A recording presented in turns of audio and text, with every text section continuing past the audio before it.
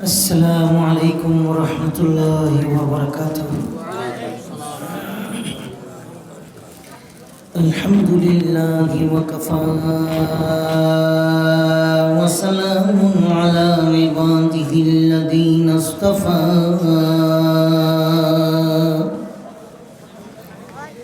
أما بعد فأعوذ بالله من الشيطان الرجيم.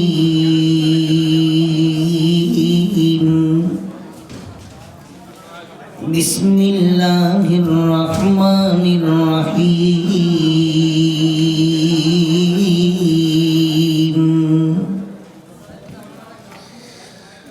وحشر لسليمان جنوده من الجن والإنس والطير فهم يوزعون حتى إذا أتوا على واد النمل قالت نملة يا أيها النمل ادخلوا مساكنكم يا أيها النمل ادخلوا مساكنكم لا يحطمنكم سليمان وجنوده وهم لا يشعرون.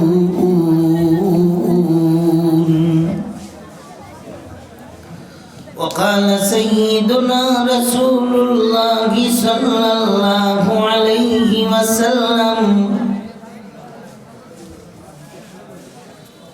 أربع من أوتيهن فقد أوتي خير الدنيا والآخرة: قلب شاكر ولسان ذاكر وبدن على البلاء صابر وزوجة لا تبغي خونا في نفسها ولا ماله.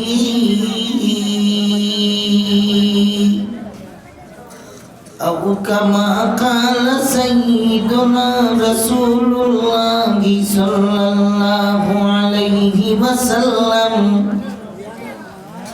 صدق الله مولانا العظيم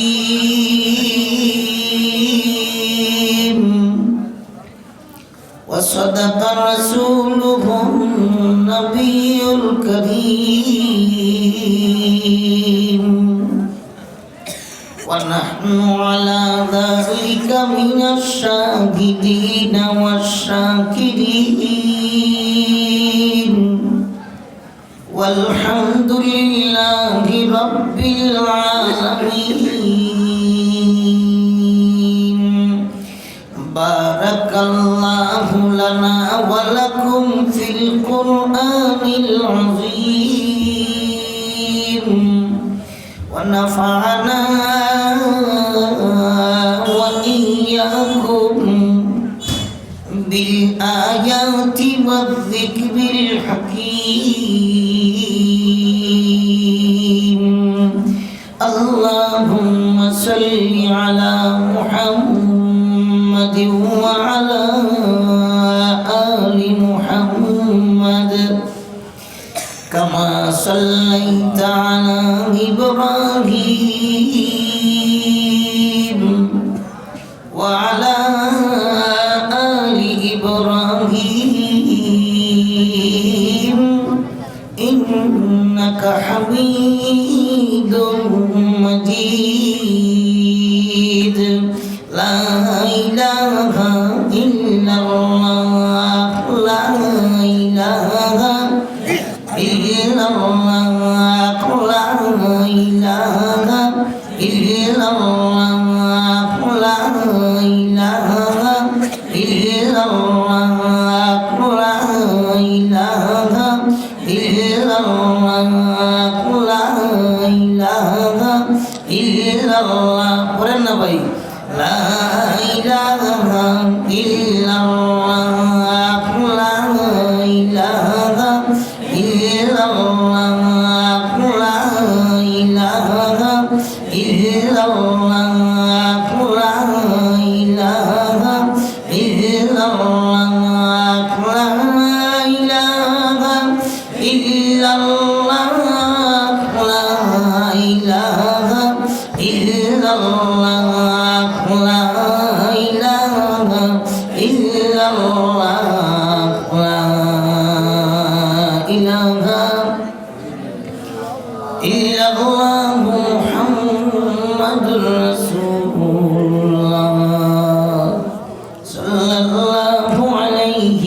वसल्लम। ऐ बाद सबा तू मेरी फरियाद लिए जा,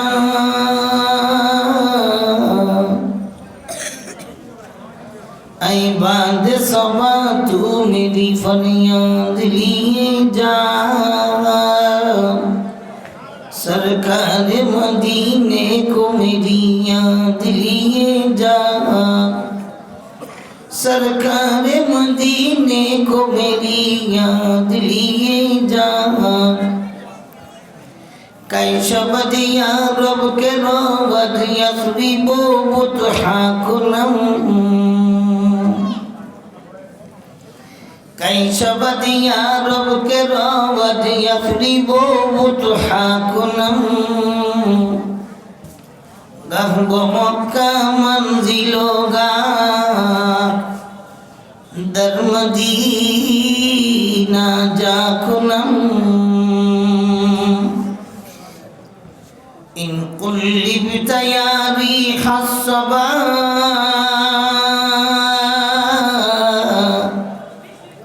इला अर्दिल हरम, बल्लिग सलामना रौज़तन फीहा नबियुल मुहतरम।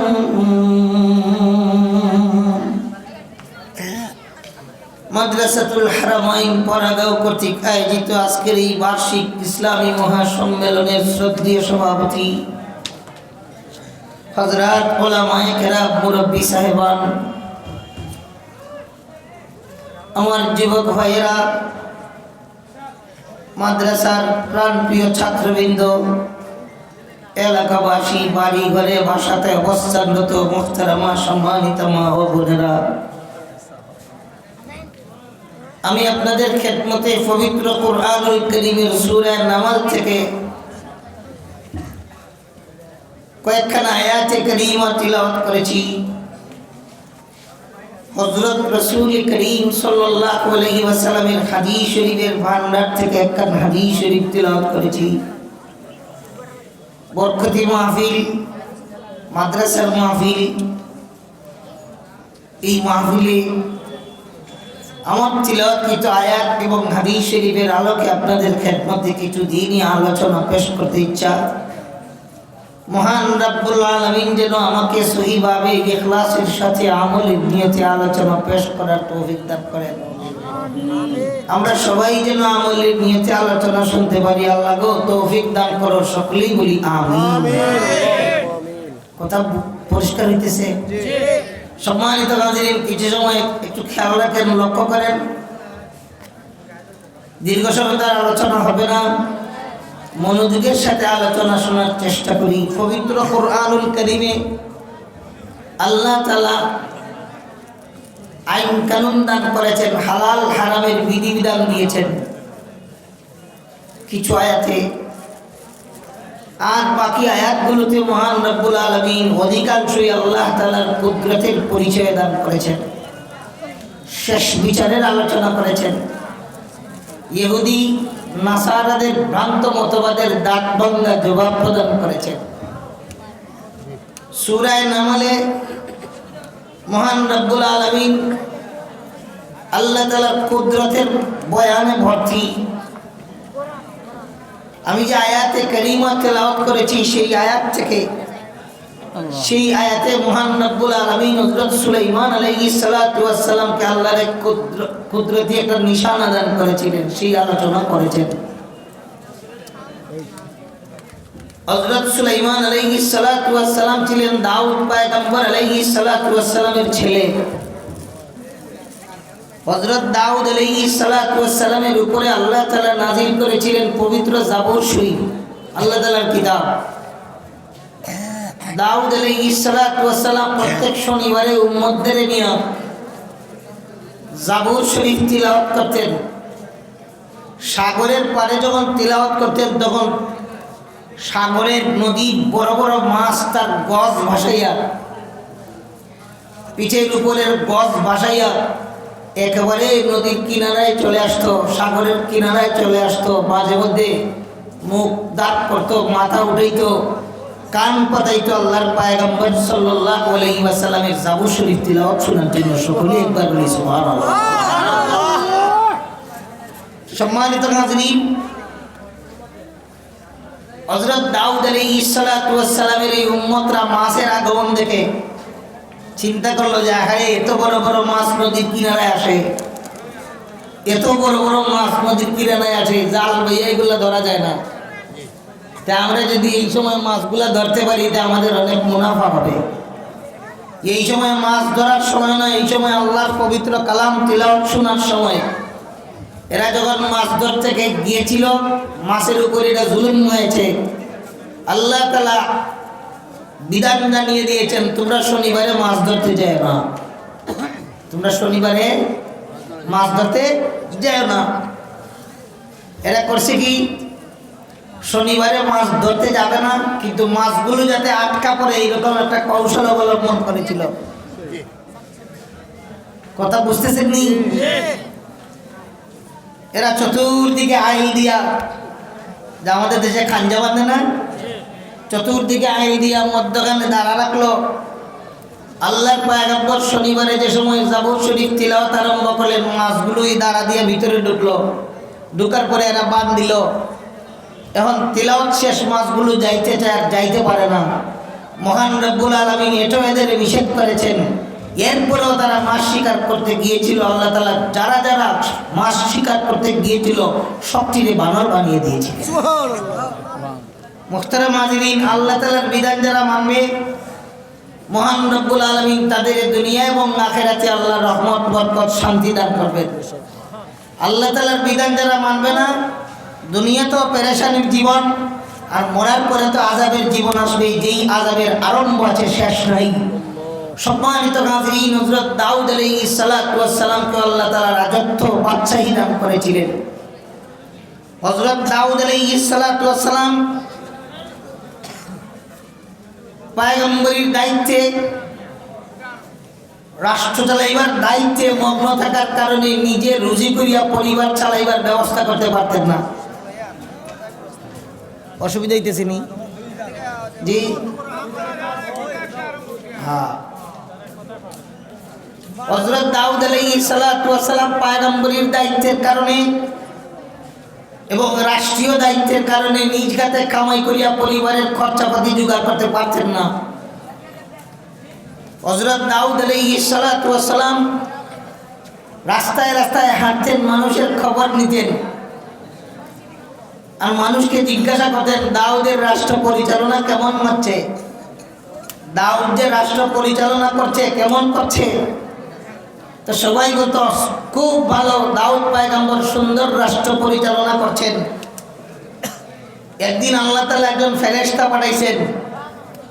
ফেরেশতা মানুষের সুরত আকৃতি ধারণ করে তো দাউদ পয়গম্বরের সামনে হযরত দাউদ পয়গম্বর জিজ্ঞাসা করেন যে এই দেশের রাষ্ট্রপ্রধান দাউদ রাষ্ট্র কেমন চালায়। এই লোক বলে, আহা, ওনার রাষ্ট্র পরিচালনা খুব সুন্দর, তবে একটা কাজ যদি উনি করত, সরকারি বেতন না নিয়ে নিজের পরিবার পরিজনের খরচাপাতির জন্য নিজে একটা কামাই করতো, নিজে পরিশ্রম করে একটা পয়সা উপার্জন করতো, তাইলে এটা ওনার জন্য খুব ভালো হতো। তাই নাকি? হ্যাঁ না, আসলে তো ইনি কোনো মানুষ ছিলেন না, ছিলেন একজন ফেরেশতা। ফেরেশতা দিয়ে আল্লাহ পরামর্শ দেওয়াইছেন। এরপরে হযরত দাউদ পয়গম্বর আলাইহিস সালাতু ওয়াস সালাম আল্লাহ তাআলার দরবারে দোয়া করে জানায়, আল্লাহ তাআলা, নবুয়তির দায়িত্বের কারণে দীর্ঘ সময় কাম করতে পারি না, রাষ্ট্রীয় দায়িত্বের কারণে দীর্ঘ সময় পারিবারিক কাম করতে পারি না। আল্লাহ গো,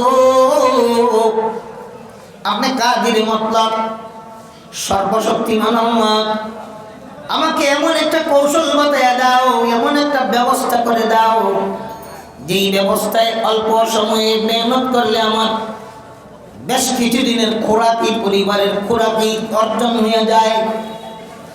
মহান রব্বুল আলামিনের দরবারে পয়গম্বর দাউদ আলাইহিস সালাতু ওয়াস সালাম দোয়া করলেন, সাথে সাথে দোয়া কবুল হয়ে গেল। বান্দার দোয়া যদি আল্লাহর দরবারে কবুল হয়ে যায়, তার সমস্যা থাকতে পারে না, সমাধানের পথ বের হয়ে যাবে। ও মুসলমান, দাউদ পয়গম্বর আলাইহিস সালাতু ওয়াস সালামকে আল্লাহ তাআলা জানায় দিলেন, পয়গম্বর আপনি লোহা দিয়া যুদ্ধের পোশাক বানাইবেন। সেই আগেকার জামানায় যখন মুখামুখি যুদ্ধ হতো, স্থলযুদ্ধ হতো, বন্দুক ছিল না, তরবারি দিয়ে যুদ্ধ হতো। সেই সময় যোদ্ধারা মুজাহিদিন কেরামরা আত্মরক্ষার জন্য বুকের উপরে, সিনার উপরে, হাতের উপরে লোহার বর্ম পরিধান করতেন, লোহার পোশাক পরিধান করতেন। এক একটা পোশাকের দাম ছিল অনেক বেশি। মহান রব্বুল আলামিন জানায় দিলেন, ও পয়গম্বর আমি আল্লাহ তোমার জন্য লোহাকে আটার কাইয়ের মতো নরম করে দিলাম। তুমি যখন লোহাতে হাত দিবে, লোহাটা আটার কাইয়ের মতো নরম হয়ে যাবে। হাত দিয়ে পিষে পিষে তুমি সুন্দর করে লোহার পোশাক বানাবে। পয়গম্বর আলাইহিস সালাতু ওয়াস সালাম একদিনের কিছু সময় লোহাতে হাত দিয়া ওই আটার কাইয়ের মতো লোহা নরম হয়ে গেল। হাত দিয়ে বলে বলে লোহার পোশাক বানাইলেন। একটা পোশাক বিক্রি করলেই সেই সময় 5000 দিরহাম পাইতেন। সুবহানাল্লাহ। রিজেকের ব্যবস্থা আল্লাহ সহজে করে দিবেন না? এই আলোচনায় কি বুঝলেন? রিজেকের ব্যবস্থা আল্লাহ সহজে করে দিবেন না? করে দিবেন। এইবার আছেন পবিত্র কোরআনুল কারীমে আল্লাহ বলেন, ওয়া মান ইয়াত্তাকিল্লাহা ইয়াজআল লাহু মাখরাজা ওয়া ইয়ারযুকহু মিন হাইসু লা ইয়াহতাসিব ওয়া মান ইয়াতাওয়াক্কাল আলাল্লাহি ফাহুয়া হাসবুহ। যারা মুত্তাকি হবে, যারা পরহেজগার হবে, মহান রব্বুল আলামিন তাকে এমন পথে রিজিক দান করবেন যেই পথে তার কাছে রিজিক আসার কল্পনা সে করতে পারে নাই। তার সমস্যা দেখা দিয়েছে, এমন ভাবে আল্লাহ তাআলা তার সমস্যার সমাধানের পথ খুলে দিবেন যেই পথে সমস্যার সমাধানের কল্পনা সে করতে পারে নাই। মুহতারাম হাজিরিন, কথায় কথা বলে আজকে একটু আলোচনা আপনাদের শোনাই। মুমিন মুসলমানের সমস্যার সমাধানের পথ হলো প্রথমে ধৈর্য ধারণ করা, 2 নম্বরে হলো নামাজে দাঁড়াইয়া নামাজের মাধ্যমে আল্লাহ তাআলার দরবারে নামাজ পড়া দোয়া করা। মহান রব্বুল আলামিন কোরআনুল কারীমে ফরমান, ইয়া আইয়ুহাল্লাযীনা আমানুস্তাঈনু বিস-সাবরি ওয়াস-সালাহ ইন্নাল্লাহা মা'আস-সাবিরিন। হে ঈমানদারেরা, তোমরা আমি আল্লাহ তাআলার দরবারে ধৈর্যের মাধ্যমে নামাজের মাধ্যমে সাহায্য চাও, নিশ্চয়ই আমি আল্লাহ ধৈর্যশীলদের সাথে, সবরকারদের সাথে আছি। সম্মানিত হাজিরিন, মুমিন মুসলমানের সমস্যার সমাধানের ব্যবস্থা হলো পেরেশানি আসছে, খাগুল্লুর নাই, নাচানাচি নাই, ফালাফালি নাই, ধৈর্য ধারণ করেন, শান্ত হন, ওযু করেন, 2 রাকাত নামাজ আদায় করেন, আল্লাহ তাআলার দরবারে 2 হাত বাড়াইয়া দিনের সাথে বলতে থাকেন। এমন ভাবে বলেন যেন আপনি আল্লাহকে দেখছেন। যদি এমন চক্ষু বানাইতে পারেন না, আল্লাহ তাআলাকে দেখতে পারেন না, তো ইয়াকিন করেন আমি আল্লাহ তাআলাকে না দেখলেও আমার আল্লাহ আমাকে দেখছেন। আমার হাত যত কাছে, আমার আল্লাহ এর চেয়ে বেশি কাছে। আমার মুখ, আমার কান, আমার দাঁত, আমার মুখ, আমার চামড়া, আমার শরীরের অঙ্গ প্রত্যঙ্গ আমার যত কাছে, আমার আল্লাহ আমার এর চেয়ে আরো বেশি কাছে। ইয়াকিন করেন, বিনয়ের সাথে আল্লাহর দরবারে বলেন। নবী বলেন, তোমরা আল্লাহ তাআলার দরবারে দোয়া করো আর কান্দো। যদি কাঁদতে পারো না, কান্নার ভান ধরো।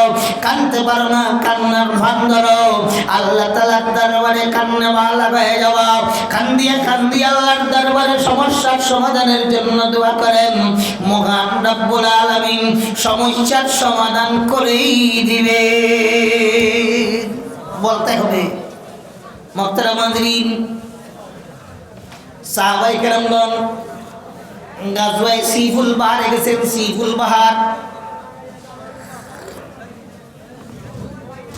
এখানে মাদ্রাসার বাড়িতে আপনারা যারা আছেন, মেহেরবানি করে ঘরের ভিতরে ঢুকে অথবা অন্য কোথাও যান। এখানে চিল্লাপাল্লা করলে আমাদের আলোচনা শুনতে এবং শুনাইতে অসুবিধা হচ্ছে, ঠিক না? সম্মানিত হাজিরিন, গাজওয়ায়ে সিফুল বাহারে সাহাবায়ে কেরামগণ জিহাদে গিয়েছেন। খাবার পুড়ে গেছে, খাবার সঙ্গী সাথী প্রায় 100 চেয়ে বেশি।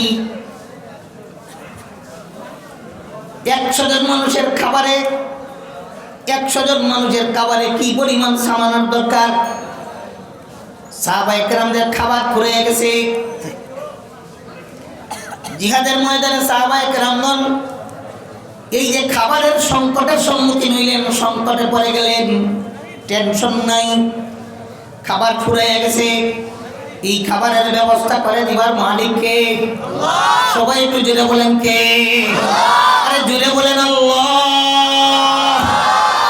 মহান রব্বুল আলামিনের দরবারে সাহাবায়ে কেরামগণ নামাজ পড়ে দোয়া করছেন। 2 রাকাত নামাজ পড়ছেন। নামাজ পড়ে আল্লাহর দরবারে হাত বাড়াইয়া দোয়া শুরু করেছেন, আল্লাহ গো রিজিকের ব্যবস্থা করে দাও। সাহাবায়ে কেরামদের দোয়া শেষ, একটু পরেই সাগরের পানির জোয়ার উঠছে। পানির জোয়ার উঠছে, প্রবল বেগে জোয়ার উঠছে।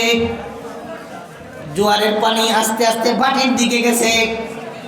জোয়ারের সময় একটা মাছ উপরের দিকে উঠছিল, পানি চলে গেছে, মাছটা যাইতে পারে নাই, শুকনায় আটকা পড়ছে। আল্লাহ তাআলা রিজিকের ব্যবস্থা দিয়ে দিয়েছেন।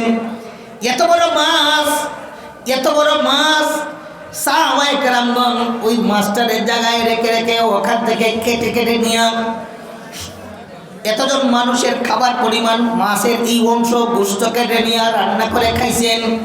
1 দিন খাইছেন, 2 দিন খাইছেন, 3 দিন খাইছেন, খাইতে খাইতে 18 দিন খেয়েছেন, এরপরে শেষ হয়েছে। সুবহানাল্লাহ। মুসলিম শরীফের রিওয়ায়াতে আছে, সাহাবী বলেন যখন আমরা মাছের গোশত নিয়ে কেটে কেটে খাইলাম তো মাছের মোটা মোটা কাটা বের হয়ে গেছে। মাছের যে চোখের ভিতরের বাটি, মাছের চোখের ভিতরে গুলাই বাটি আছে, প্রত্যেকের চোখের মধ্যে আছে গোল একটা বাটি আছে, যেটাকে বলা হয় হাজিজুল আইন। হ্যাঁ, প্রত্যেকের চোখের চতুর্দিকে গোল একটা বাটি আল্লাহ চোখের জায়গার জন্য করে দিয়েছেন। সাহাবী বলেন আমরা মাছ যখন খাইলাম, মাছের চোখ কাটছে নিয়ে খাইলাম, আমাদের মধ্যে সবচেয়ে বড় লম্বা মানুষ যিনি উনি ওই চোখের বাটির ভিতরে ঢুকছে, বাইরে থেকে তারে দেখা যায় নাই, এত মোটা। সুবহানাল্লাহ। এরপরে মাছের যে কাটা ছিল, মাছের 2টা কাটা আমরা এইভাবে কাঞ্চি বানাইয়া 2 জনে ধরছি। সবচেয়ে উঁচা উটের উপরে সবচেয়ে লম্বা মানুষটারে বসাইয়া বলছি যান। উনি ওই মাছের কাটার চল দিয়ে গেছেন, মাথাটা কাটায় লাগে না।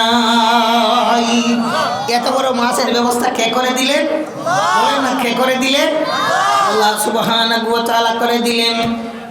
মুসলমান, সমস্যার সমাধানের ব্যবস্থা ধৈর্য ধারণ করা, আল্লাহ তাআলার দরবারে দোয়া করা। সম্মানিত নাযিরিন, ফাতে মক্কার আগে সুলহ হুদায়বিয়ার 3 কেমন ঘটনা ঘটেছিল বুখারী শরীফের রিওয়ায়াতে আছে। হযরত রাসূল করিম সাল্লাল্লাহু আলাইহি ওয়াসাল্লাম স্বপ্নে দেখছেন খানায়ে কাবার তাওয়াফ করেন। খানায়ে কাবার তাওয়াফ করেন, হিজরত করে চলে গেছেন আল্লাহর নবীর মাতৃভূমি নবী করিম সাল্লাল্লাহু আলাইহি ওয়াসাল্লামের জন্মস্থান মক্কাতুল মুকাররমা ছেড়ে চলে গেছেন। 6 বছর হইছে মক্কাতে আসেন নাই, আল্লাহর ঘর তাওয়াফ করেন নাই। 6 হিজরিতে 1400 সাহাবায়ে কেরামদের নিয়ে রাসূল করিম সাল্লাল্লাহু আলাইহি ওয়াসাল্লাম উমরা করার জন্য রওনা দিয়েছেন। 6 নম্বর হিজরির আগে এই পর্যন্ত কাফেরদের সাথে বেশ কয়েকটা যুদ্ধ হয়েছিল।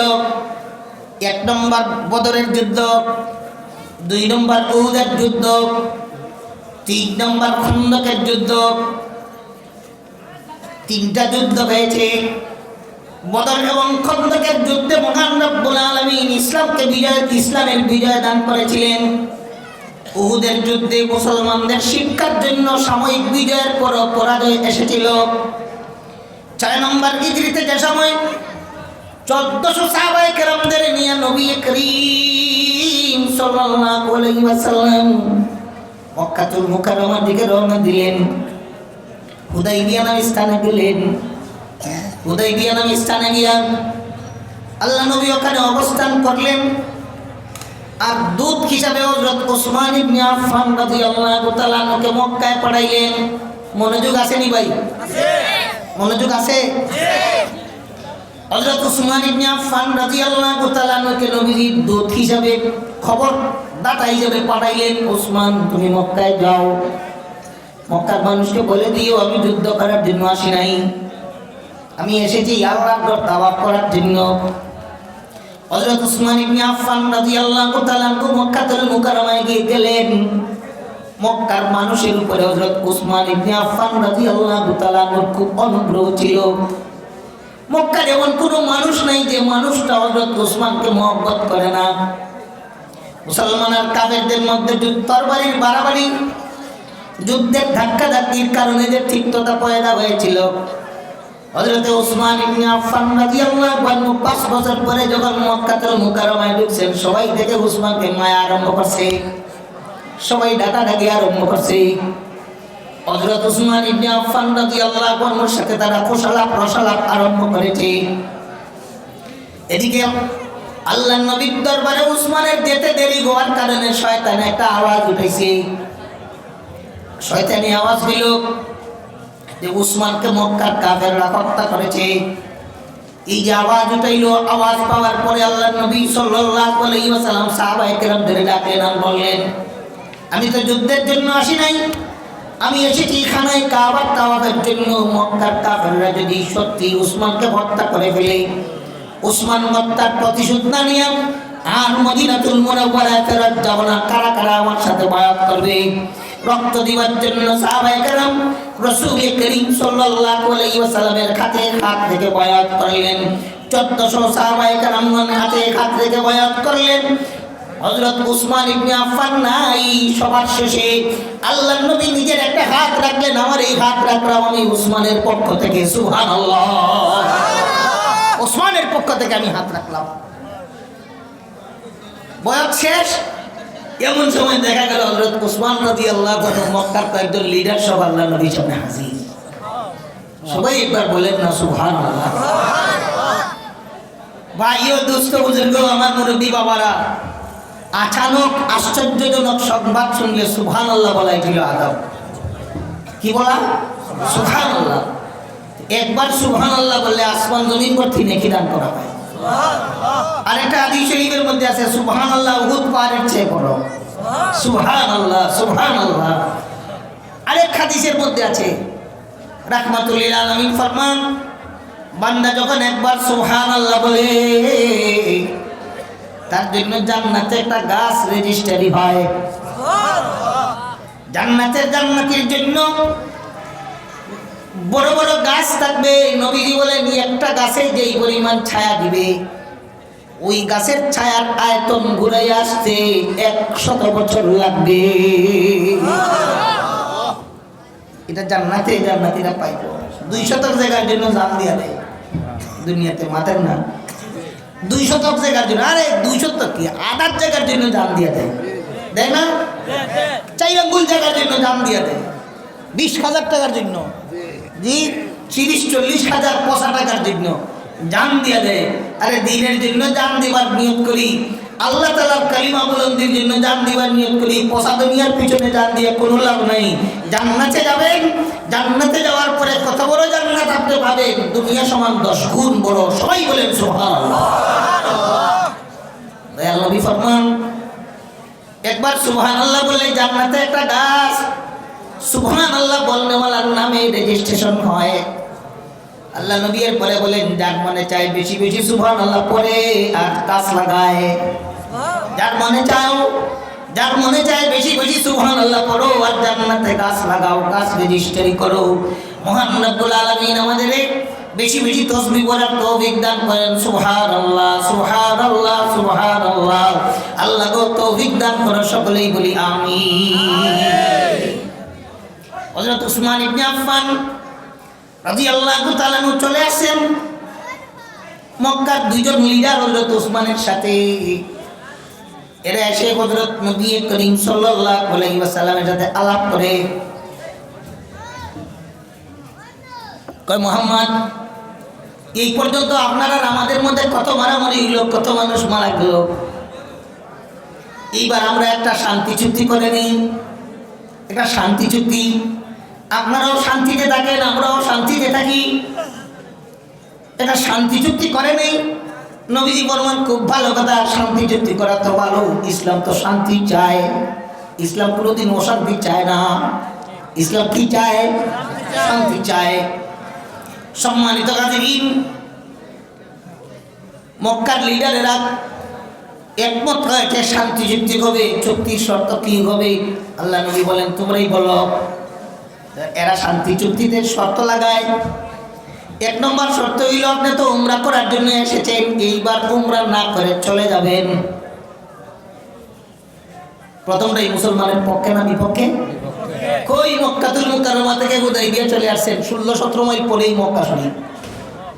মদিনাতুল মুনাওয়ারা থেকে হুদাইবিয়াতে চলে আসছেন 16-17 মাইল পরেই পবিত্র মক্কাতুল মুকাররমা, নবীজির জন্মস্থান। কই এই বছর উমরা না করে চলে যাবেন। আল্লাহ নবী ফরমান ঠিক আছে চলে যাব, মানলাম। হযরত আলী লেখো, হযরত আলী লিখছেন আগামী বছর এসে উমরা কজা করবেন। উমরা কজা করার সময় আপনাদের ওই যে সময় হলো 3 দিন, 3 দিনের ভিতরে উমরা শেষ করিয়া মক্কা ছেড়ে চলে যেতে হবে। 3 দিন। নবীজি ফরমান ঠিক আছে, আলী লেখো, লিখছেন। আত্মরক্ষার জন্য যে তরবারি থাকবে, এই তরবারি বাক্সের ভিতরে থাকতে হবে, বাক্সের বাইরে হাতে রাখতে পারবেন না। ঠিক আছে মানলাম, আলী লেখো, লিখছেন। আরেকটা শর্ত হইল মক্কা থেকে যদি কোনো মানুষ মুসলমান হইয়া মদিনায় যায়, তাকে আপনারা রাখতে পারবেন না, আমাদের হাতে ফেরত দিতে হবে। এটা মুসলমানের পক্ষে না বিপক্ষে? মনোযোগ আছে তো? একটু উত্তর দেন না। মুসলমানের পক্ষে না বিপক্ষে? মুসলমানের বিপক্ষে। মক্কা থেকে কোনো মানুষ মদিনায় মুসলমান হইয়া গেলে তাকে আপনি রাখতে পারবেন না, আমাদের কাছে ফেরত করতে হবে। এটা মুসলমানদের বিপক্ষে। কিন্তু মদিনা থেকে যদি কোনো মানুষ, ঠিক আছে আমরা আমাদের অবস্থায় থাকি, তাদের অবস্থার উপর ছেড়ে দিই, মাইকের আওয়াজ তো বড় আছে, এই জন্য আমরা সবাই এদিকে খেয়াল না দিয়া জলসাতে এরকম হইই আমরা আলোচনা শোনার চেষ্টা করি। আর আরেকটা কথা মনে রেখেন, এখানে আপনারা যত মানুষ আছেন এর চেয়ে 2 গুণ বেশি মহিলারা ওয়াজ শুনতেছে, আছে না? 2 গুণ বেশি আল্লাহর বান্দিরা পর্দানিসীন ঘরের মধ্যে বৈশা ওয়াজ শুনতেছে। এখন আমরা যদি অন্য আলোচনা করি যে তাদেরও শুনতে অসুবিধা হবে, এই জন্য একটা না আলোচনা হোক। মুহাম্মদ মদিনা থেকে যদি কেউ ইসলাম ধর্ম ছেড়ে দিয়া মক্কায় চলে আসে, মক্কা থেকে কেউ গেলে ফেরত দিতে হবে। কিন্তু মদিনা থেকে কেউ ইসলাম ছেড়ে মক্কায় আসলে আমরা তাকে ফেরত দেব না।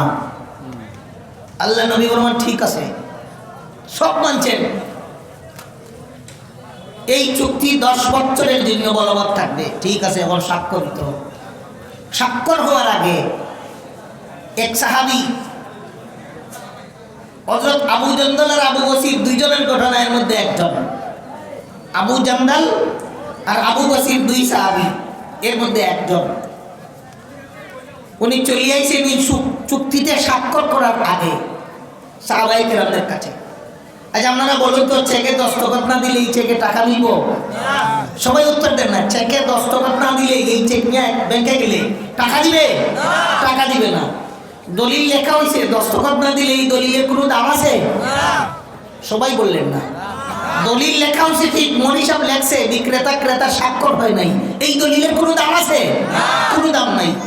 চুক্তি লেখা হয়েছে, স্বাক্ষর হয় নাই, এটার কোনো দাম আছে? তাইলে সাহাবী আবু জান্দাল আর আবু বসির 2 জনের মধ্যে একজন এসেছেন, এখনো চুক্তির স্বাক্ষর হয় নাই। এই সময় মক্কার কাফিররা কয় এই যে উনি চলে আসলো, তারা আপনারা ফেরত দেন, আল্লাহর নবী ফরমান চুক্তি করা হয়েছে, চুক্তি স্বাক্ষরিত হওয়ার পরে এটা মানা হবে। এখনো তো স্বাক্ষর হয় নাই, স্বাক্ষর করার পরে মানা। কয় না না, স্বাক্ষর হোক বা না হোক, এখন থেকে মানা। সব বেটাগিরি না? মাতেন না, বেটাগিরি দেখাইছে না? দেখেন আল্লাহ নবী সবর করেছেন, সাহাবায়ে কেরামগণদের সবর করার শিক্ষা দিয়েছেন। কি ফলাফল করছে বুঝেন। এই কথাটা বুঝাইবার জন্য আল্লাহ আমার ঢেলে দিয়েছেন যে আপনাদের সামনে এই ঘটনা আজকে বলবো। ওই সাহাবী হযরত আবু জান্দাল অথবা আবু বসির রাদিয়াল্লাহু তাআলা আনহুকে আল্লাহ নবী বলেন, যাও তোমারে আল্লাহর হাওলা করলাম, যাও চলে যাও। ওই সময় সাহাবী বলেন, ইয়া রাসূলুল্লাহ, কার খাতে আমারে ফেরত দেন? কোথায় আমাকে ফেরত দিচ্ছেন ইয়া রাসূলুল্লাহ? আপনার তো জানা আছে এরা আমারে দরিয়া দিব, আমারে দরিয়া নিয়া এদের এদের গোস্বা মিলাইবার জন্য প্রয়োজনে এরা আমার চামড়া পলা পলা করবে, পলা পলা চামড়াতে লবণ ছিটিয়ে দিবে, এমন কষ্ট আমারে দিবে। ইয়া রাসূলুল্লাহ, কার কাছে আমাকে ফেরত দিচ্ছেন? রাসূল করিম সাল্লাল্লাহু আলাইহি ওয়াসাল্লাম ফরমান, যাও আল্লাহর কাওলা করলাম। মক্কার কাফেররা ওই সাহাবী আবু জন্দল অথবা আবু বসির রাদিয়াল্লাহু আনহুকে দুইটা যুবকের হাতে সন্দেহ বলছে, এরে লইয়া মক্কায় যাও, আমরা আসতেছি। দুইটা যুবক আবু জন্দল আর আবু জন্দল অথবা আবু বসিরকে নিয়ে মক্কার দিকে রওনা দিয়েছে। আর এদিকে চুক্তি স্বাক্ষরিত হয়েছে। চুক্তি স্বাক্ষর করিয়া আল্লাহ নবী সাহাবায়ে কেরামদের লইয়া উল্টা মদিনাতুল মুনাওয়ারার দিকে রওনা দিলেন। হযরত ওমর ইবনুল খাত্তাব রাদিয়াল্লাহু আনহু তো সহ্য করতে পারছেন না। হযরত ওমর ইবনুল খাত্তাব রাদিয়াল্লাহু আনহু আবু বকর সিদ্দিকের খেদমতে গিয়া বলেন, ইয়া আবা বকরিন, ও আবু বকর, আমরা কি সত্য ধর্মের উপরে নই? হযরত আবু বকর বলেন, অবশ্যই আমরা সত্য ধর্মের উপরে আছি। হযরত রাসূল করিম সাল্লাল্লাহু আলাইহি সাল্লাম কি আল্লাহর প্রেরিত সত্য রাসূল নন? অবশ্যই আল্লাহর প্রেরিত সত্য রাসূল। তাইলে কেনই অপমান, কেনই জিল্লতি? সব সত্য কাফেরদের পক্ষে, আমাদের বিপক্ষে, এই লজ্জা কেন? আবু বকর সিদ্দিক রাদিয়াল্লাহু তাআলা আনহু ওমর ইবনুল খাত্তাবকে সান্ত্বনা দিয়ে বলেন, ইন্নাহু রাসূলুল্লাহ, ওরে আবু বকর, হযরত মুহাম্মদ সাল্লাল্লাহু আলাইহি ওয়াসাল্লাম আল্লাহ তাআলার রাসূল, যা করেন আল্লাহ তাআলার নির্দেশে করেন, মন গড়া কিছুই করেন না। সুবহানাল্লাহ। এটার মধ্যে মঙ্গল রয়েছে। তুমি সবর করো, তুমি ধৈর্য ধারণ করো। যখন রওনা দিলেন রাস্তায় সূরা ফাতিহা নাযিল হইল। আল্লাহ তাআলা বলেন, ইন্না ফাতাহনা লাকা ফাতহাম মুবিনা। নবী গো, বিপক্ষ শর্তে মক্কা কাফেরদের পক্ষে শর্ত দিয়াম আপনি আজকে চুক্তি সম্পাদন করলেন। এই চুক্তিতে আমি আল্লাহ আপনাদের জন্য সুস্পষ্ট বিজয় রেখে দিয়েছি। সব শর্ত মুসলমানদের বিপক্ষে, কাফেরদের পক্ষে। আর আল্লাহ বলেন, এটাই আমি আল্লাহ তাআলা সুস্পষ্ট বিজয় দান করলাম। সাহাবায়ে কেরামগণ আল্লাহ নবীর নির্দেশে সবর করছেন। আল্লাহ নবী আল্লাহর দরবারে দোয়া করছেন, তালিম দিয়েছেন, সবর করো, দোয়া করো, আল্লাহর দরবারে চাও। এখন দেখেন, এরা তো সব পয়েন্টগুলো পাঠাইছিল নিজের পক্ষে। শুনেন, আপনার আমার হিসাবে 2 এ 2 4 হয়, মাতেন না? আপনার আমার হিসাবে দুনিয়ার অঙ্কে 2 এ 2 কথা হয়, 4 হয়। আর আল্লাহ তাআলার হিসাবে যদি আল্লাহ দান করেন 2 এ 2 4 লাখ হয়। আর 4 লাখ আপনার আমার হিসাবে 8 লাখ হয়। আল্লাহর হিসাবে যদি হয় না, দেখ না, তাইলে 4 লাখ যোগ 4 লাখ সমান 0 হয়। বুঝাইতে পারছি না? আপনি 4 লাখ টাকার ব্যবসা পাতাইছেন, আশা করছেন আরো 4 লাখ টাকা রুজি করবেন, তা আপনার কতই গো? আপনার অঙ্কে 8 লাখ, আল্লাহ দিলে 8 লাখ, নাইলে ফতের দিকে 0। ঠিক আছে না?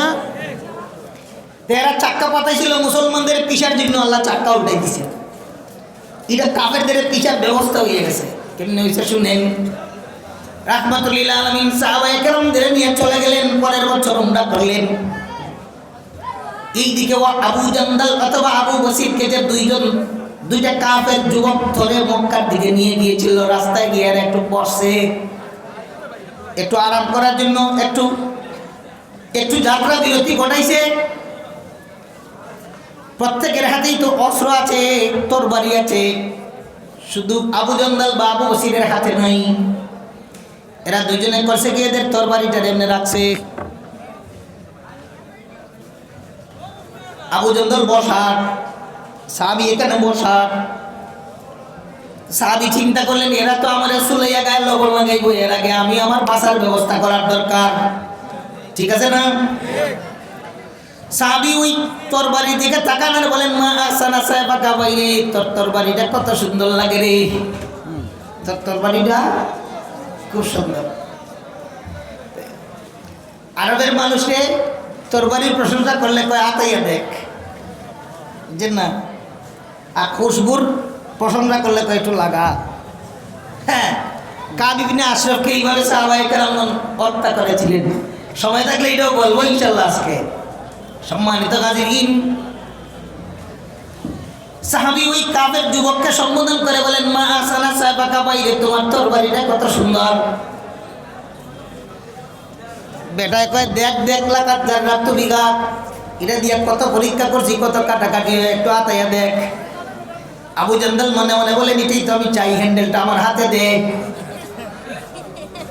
বুঝছেন না, এটা আনছেন, হ্যান্ডেলে সুন্দর করে দরিয়া সুজায়ের ফেটের ভিতরে ঢুকে গেছে। বলেন না সুবহানাল্লাহ। দরিয়ার ফেটের ভিতরে সুজা ঢুকে দিছে। দিগ্বিজয়ী বীরের জাতি আমরা মুসলমান, জানাই দিব জগৎটাকে আমরা মুসলমান। সবাই একবার বলি আল্লাহু আকবার। এর যখন ফেটের ভিতরে তরবারি ঢুকাইছেন, এ তো ডাক্তার হয়ে গেছে, এ শেষ তো। ফেটের ভিতরে নামি বরাবর ঢুকাই দিছে, জায়গার শেষ। পার্শ্বে যেটা আসলো এটার বসাত নেই, এটা উল্টা মদিনার দিকে দৌড়ানো করছে। যাইব মক্কার দিকে না গিয়ে সুজা দৌড় শুরু করেছে মদিনাতুল মুনাওয়ারার দিকে। দৌড়তে দৌড়তে দৌড়তে দৌড়তে দৌড়তে দৌড়তে নবীজির খেদমতে পৌঁছে গিয়া কয় কি, বুখারী শরীফে আছে, ওয়াল্লাহি ইয়া মুহাম্মদ ইন্না সাহিবি কাদ কুতিলা ওয়া আনা মাকতুলুন। ও মুহাম্মদ, এই লোকটা আমার সাথীরে মারছে, আমারে কোন মারবে, আপনি আমারে নিরাপত্তা দেন। সুবহানাল্লাহ। এই লোকটা আমার সাথীরে মারছে, এখন আমারে মারবার জন্য দাওয়া করছে। ওই যে রক্ত লাগাই তরবারি ওনার হাতে আছে, ঠাক দিয়ে বাইর করছেন, এটি দিয়ে ঢুকে এটা বাইর করছে। রাসূল করিম সাল্লাল্লাহু আলাইহি ওয়াসাল্লাম সাহাবীরে দেখার পরে খুব রাগ করছেন, বলছেন, মুসলিম হাবিব মিয়া, আগুন জ্বালাইবার চেষ্টা শুরু করছো, আগুন জ্বালাইতে চাও। আমি চুক্তি করে এসেছি, আমি এই চুক্তি পালনে 100 সচেষ্ট, আমি চুক্তি পালন করব। এই চুক্তি আমরা কখনো লঙ্ঘন করবো না। যখন নবী হুমকি দমকি দিয়েছেন, তখন সাহাবী চিন্তা করছেন যে এখন মদিনাতুল মুনাওয়ারা আমার জন্য নিরাপদ নয়। আগে তো দুইটার হাতে ধরিয়ে দিছিলেন, এখন হয়তো প্রয়োজনে আমার হাত পাও বান্ধিয়ে দিল, নবীজি কাফেরদের হাতে আমার দিয়ে দেবেন। আস্তে করে পিসকিয়া পিসকিয়া মসজিদে নববী থেকে বাইরিয়া ইলা সাহিলিল বাহার, আরব সাগরের পার্শ্ব দিয়া তরবারি কান্দে আছে। ওই যে কাফেরের তরবারি যেটা হাতে নিয়ে ফেরে ঢুকাইছিলেন, এটা কান্দে নিয়া আল্লাহর উপরে ভরসা করিয়া সাহাবী আস্তে আস্তে আস্তে আস্তে সাগরের পাড়ে দিয়ে হাঁটা আরম্ভ করছেন। হাঁটতে হাঁটতে হাঁটতে হাঁটতে আইসা পাইছেন একটা সমতল জায়গা, দুই দিকে পাহাড়, মধ্যখানে সমতল জায়গা, রাস্তার পাশে। বলছেন, এই জায়গাটা খুব সুন্দর, আমি এখানে থাকি, যা হওয়ার হবে এখানে থাকবো, রিজেকে আল্লাহ যা রাখছেন তা খাবো, আর এখানে আল্লাহর বন্দী করবো। মক্কা আমার জন্য নিরাপদ নয়, মক্কায় গেলে এরা নির্যাতনের স্টিমরুলার চালিয়ে দিবে, আর মদিনাতুল মুনাওয়ারায় গেলে নবীজি আমাদের বান্দিয়া মক্কায় পাঠাইয়া দিবেন। মক্কায়ও যাব না, মদিনায় যাব না, এখানে থাকবো। কিছু সময় পরেই সুবহানাল্লাহ, হ্যাঁ, সাহায্যকারী কে বলেন না, সাহায্যকারী কে? আল্লাহ সুবহানাহু ওয়া তাআলা। কিছু সময় পরেই ওই আরেক সাহাবী, ওই যে আবু জান্দাল আর আবু বসির, এখানে একজন আর আরেকজন, নামের মধ্যে বর্ণনায় বিভিন্ন তথ্য পাওয়া যায়। একজন এখানে আছেন, আর আরেকজন মক্কা থেকে বাইরিয়া হাতের মধ্যে তরবারি নিয়ে আস্তে আস্তে হাঁটতে হাঁটতে হাঁটতে হাঁটতে এসে ওই সাহাবীর কাছে আসছেন। আবু জান্দালের কাছে এসে বললেন, আপনি এখানে? উত্তরে বললেন, ভাই আমি তো এখানে আসি, এই কারবার, কাফেরা ধরিয়ে নিছিল ভাই জান বাঁচাইবার জন্য, এর প্রশংসা করিয়া তরবারি দিয়ে এরা অপারেশন করিয়া তার তরবারি আমার হাতে নিয়া মদিনায় গেছিলাম, দেখলাম অবস্থা ভালো না, নবীজি হাত পা বাদ দিয়ে মক্কায় পাঠাইয়া দিবেন, এখানে আসছি, এখানে থাকবো। তাই এখন আবু বসির রাদিয়াল্লাহু আনহু বলেন, বাইরে তাইলে ঠিক আছে, আমিও এখানে আছি, এখন তো সাথী পেয়ে গেছেন, খুব ভালো দোস্ত, একসাথে থাকবো, খাবো, আল্লাহর বন্দেগী করবো, জামাতের সাথে নামাজ আদায় করব। এখন কি হয়েছে শুনেন, মাত্র 2 বছর গেছে, মাত্র 2 বছর গেছে। মক্কাতে মানুষ যাকে যাকে ইসলাম ধর্ম গ্রহণ করিয়েই সাগরের পার দিয়ে আসে এখানে জমা হয়। এই যে আবু জান্দাল আর আবু বসির যেখানে আছেন, এখানে একটা গ্রাম হয়ে গেছে মুসলমানদের, এরা মক্কায় নাই, মদিনায় নাই। এবার দেখেন মক্কার কাফেররা, এরা ব্যবসায়ী মানুষ ছিল, ব্যবসা করতে সামদেশে যেত, সামদেশে যেতে হলে এই গ্রামের ভিতর দিয়ে যেতে হয়, এই এলাকার ভিতর দিয়ে যেতে হবে। যখন ওই পয়সাওয়ালার এদিকে যায়, আগে নির্যাতন করেছিল তো সাহাবায়ে কেরামরা দরিয়া বিসমিল্লাহ আল্লাহু আকবার সুবহানাল্লাহ বলবেন না, সাগরে ফালাই দিলেন আর সব রাখকে আটকে দিলেন। মাশাআল্লাহ, কি সুন্দর পথ ধরছে। মাত্র একটা বছর গেছে, আরো একটা বছর গেছে, 8 হিজরিতে মক্কার কাফের কুফফারদের জন্য এই শর্ত গজব হইয়া দাঁড়াইছে। মক্কা থেকে কোনো মানুষ মদিনায় গেলে ফেরত দিতে হবে, মদিনা থেকে কোনো মানুষ মক্কায় আসলে আমরা ফেরত দেব না। তারা একজন মানুষ পাঠাইয়া মুহাম্মদুর রাসূলুল্লাহর কাছে আবেদন জানায়, ওই ও মুহাম্মদ, 2টা শর্ত যে করছিলাম, মক্কা থেকে কোনো মানুষ মদিনায় আসলে আপনি ফেরত দিতে হবে, কিন্তু মদিনা থেকে মক্কায় আসলে আমরা ফেরত দেব না। চুক্তি থেকে এই 2টা শর্ত মুছে দেন। কোনো মানুষ মদিনায় গেলে সে মদিনায় থাকবে। নবীজি বললেন, না না, এই চুক্তি 10 বছরের জন্য করা হয়েছে, আমরা 10 বছর পর্যন্তই পালন করব। এদের যখন পেটে লাথি পড়ছে তখন চুক্তি মিটাইতে চায়, চুক্তি মুছতে চায়। নবীজি বললেন, না না, 10 বছরের জন্য চুক্তি হয়েছে, 10 বছরেই আমরা চুক্তি বলবৎ রাখবো, চুক্তির উপরে থাকবো। যদি তোমরা থাকো না, তোমরা বন্ধকারী হবে, আমরা বন্ধকারী হব না। মক্কার কাফেররা বলে, তাই আর চুক্তি নাই, আমরা বন্ধ করলাম।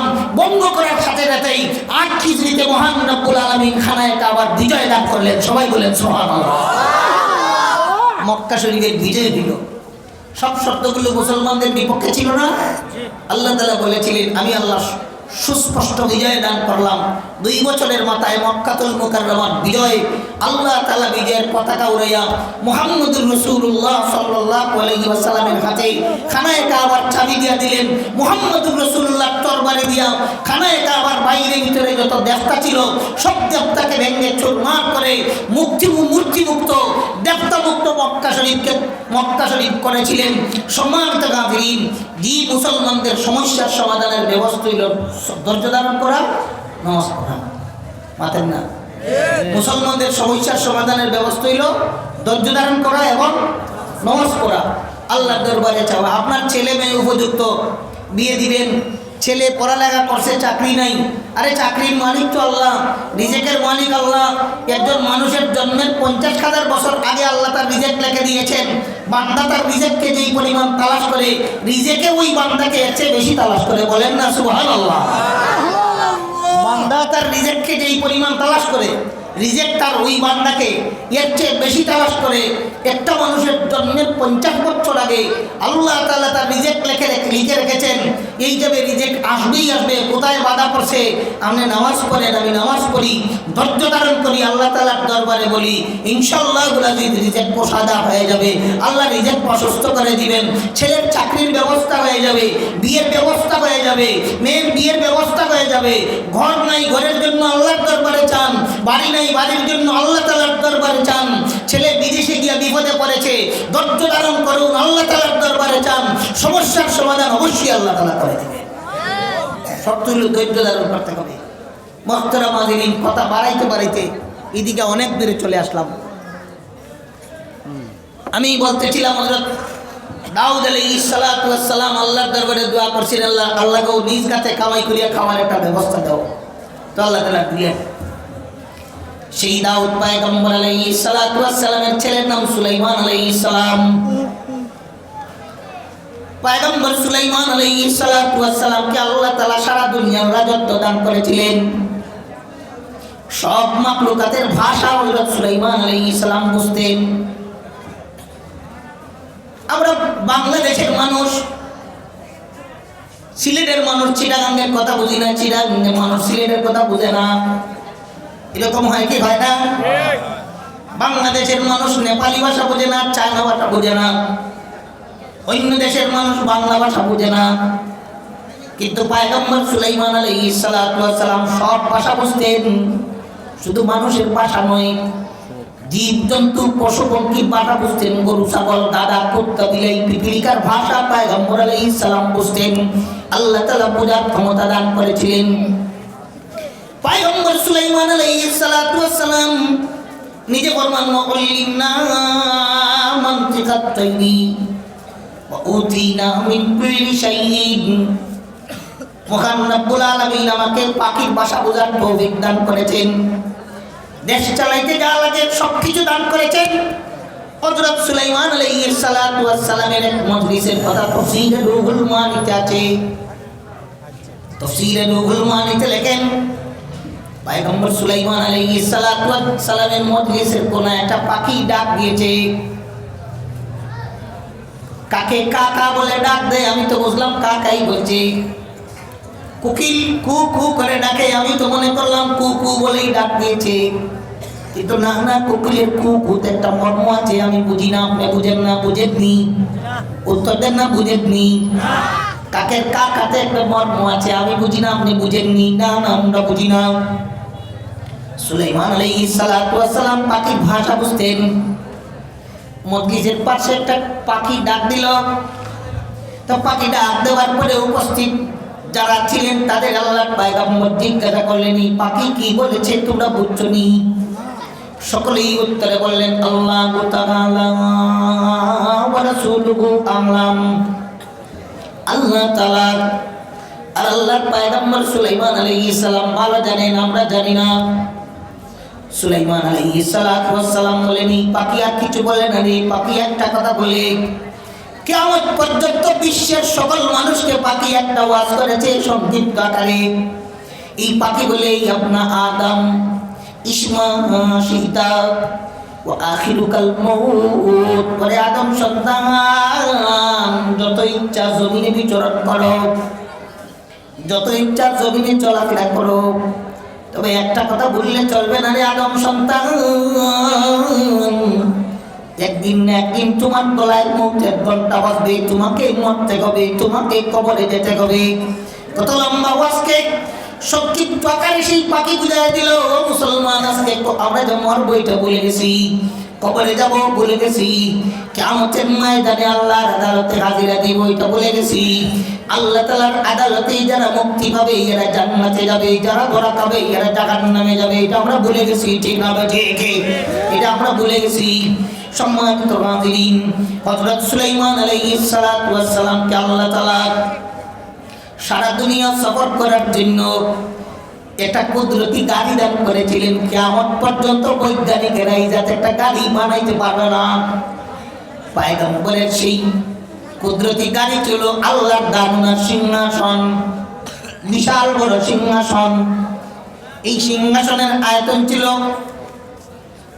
দৈর্ঘ্য প্রস্থ সমান 4 mile by 4 mile, square 16 mile. এই সিংহাসনে 6 লক্ষ যাত্রী যত, বলেন না সুবহানাল্লাহ? সবাই বলেন নাই? সবাই একবার বলি সুবহানাল্লাহ। 6 লক্ষ যাত্রী যত। পয়গম্বর সুলাইমান আলাইহিস সালাতু ওয়াস সালামের সেনা